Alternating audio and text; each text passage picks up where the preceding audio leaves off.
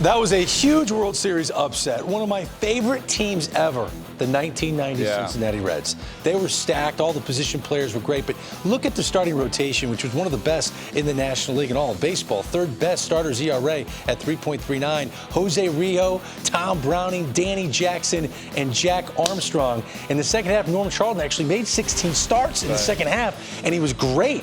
And then went back to the bullpen for the postseason. Take a look at the potential rotation this year. Castillo stud, Sonny Gray opening day guy, Trevor Bauer's a strikeout machine, Wade Miley looked great in spring training and in summer camp so far, and Anthony DeSclafani, a terrific athlete, rounding out the back end of the rotation. So we got Ron Darling here as we welcome you back inside Studio 3. Ronnie, you faced this 1990 team twice that year, and you had a 2.7 ERA. So you handled Eric Davis and Billy Hatcher and Barry Larkin somehow. I was getting close to the end, so I don't know how I did that exactly. But you also followed that rotation closely.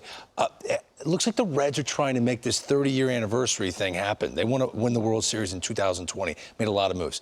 Which rotation, in your eyes, is better?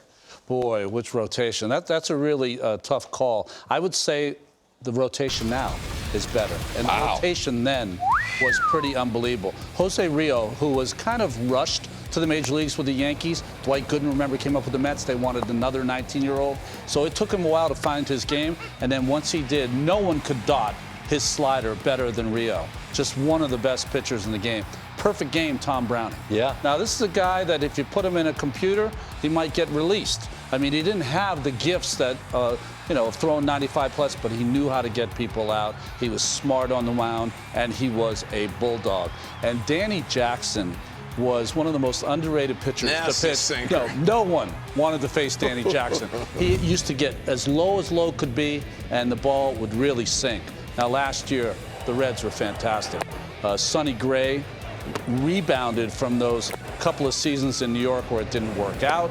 Luis Castillo, I think, reminds me of Mario Soto from the 80s. One of the best fastball changeup combinations that you'll see. And Trevor Bauer didn't have the season, I think, that he wanted last year after an unbelievable season in Cleveland the year before. But you know what? He's so smart. He's going to figure it out. So I think this rotation right now, upside, is even higher as a group than the world champions from 1990. It's funny because in 1990, they only had 3 guys starting that World Series. They were top heavy. They went with the guys you showed us, Rio, Browning, and Danny Jackson. So maybe depth also plays into it. The Reds might have more depth in the rotation as well.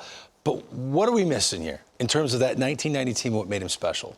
Well, you got to go bullpen. So let's look at the pen this year and the stuff that they might have. You know, this is a pretty good pen. They got these 3 guys, you know, but every great team, I'm sorry, you got to have a nickname.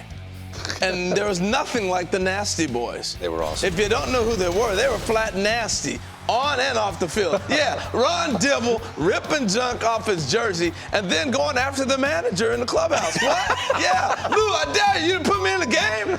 What? I mean, they were crazy. Feisty. And this was a good team. Yes, they were feisty. But they had electric stuff. I mean, we don't see scenes like this anymore. That was really cool. Look at Bip Roberts like, what? Yeah, but hey, Rob Dibble was electric. We talk about guys throwing in mid and high 90s and 100 and stuff like that. He would come at you with the high leg kicks, just screaming and yelling at you. How about Norm Charlton? Talked about him starting. He also pinched ran. How about the guy pinch running? Knocked over Socha. And that's Mike Socha he's taking on. We don't see this anymore in today's baseball either. Just a different time. The boys were nasty, Greg.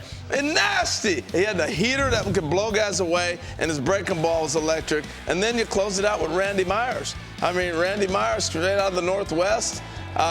Fantastic stuff. He could dot the ball with the best of them. I'm sorry. I hear what Ron's saying, but the 90s team was just filthy. Their pitching was incredible. And you got to have a nickname. I don't have a nickname for this year yet. Maybe we'll see. Yeah, it might develop.